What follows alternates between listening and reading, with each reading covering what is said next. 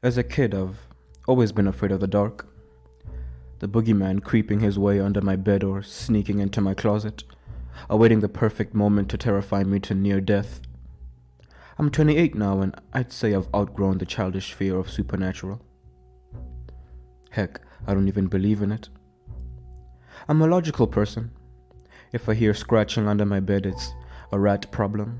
If the lights seem to flicker on and off, it's nothing but the faulty wires. Living alone has always been more comfortable for me. The thought of having an entire house to myself was pleasing, to say the least, not having to worry about privacy or sharing a bathroom with someone else. I woke up early in the morning, barely at the crack of dawn. Did my morning routine, which consisted of mostly eating than actual hygiene. As I was making my bed, I noticed something in the corner of my eye, just on the window. I went to investigate. There seemed to be a mark, what looked like a face, as if someone had their face pressed hardly against the window for such a period of time that the mark got imprinted onto the window itself. Someone must be stalking my house. Potentially, seeing if it's good for robbing. But something about the face seemed off. It was a bit elongated and had a large frown like some cartoon drawing. I tried taking my mind off of it by continuing with my day as if nothing odd was afoot. Throughout my day, I began noticing these marks, these face-like marks on my windows. First my bedroom, then my bathroom, kitchen and living room. They seemed to be on every window. Some had distinct differences, either a large frown or smile. Someone must be playing a prank on me, I said to myself, letting my logical brain assess the situation and give feedback. I eventually shrugged it off to idiot teenagers who think trespassing on someone's property is funny. So I went through my day without care in the world, enjoying myself the whole day until the inevitable nightfall hit. The night I had trouble sleeping. Not because I was worried of the mysterious faces that were all over my windows, but I had a terrible nightmare which eventually moved to sleep paralysis.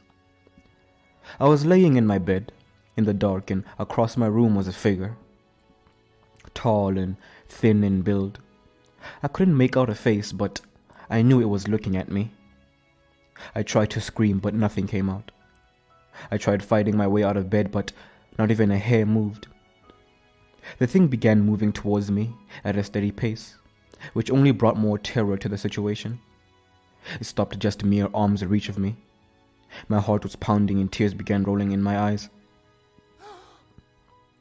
I shot up from my bed in terror. It was gone. Drenched in cold sweat, I went to the bathroom to get a good look at myself, and how relieved I felt knowing it was all just a dream.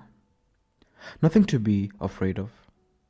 Walking back into my bedroom, I nearly jumped out of my skin when outside my window, illuminated by the moon and orange of the streetlight, was a person.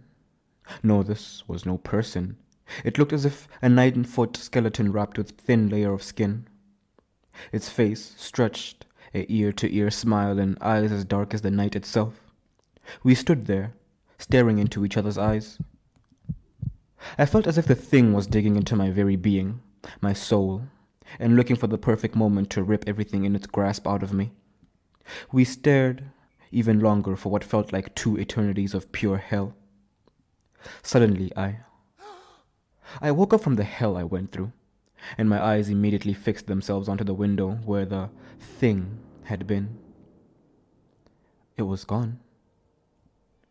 Just a mark. A face with a ear-to-ear smile.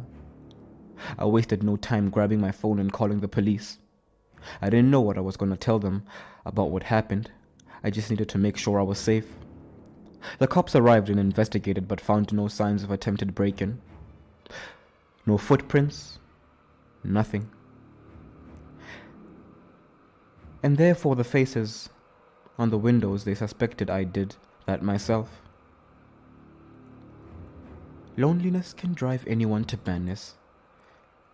Trust me, you're your own danger, one of the cops said to me. They thought I was a madman.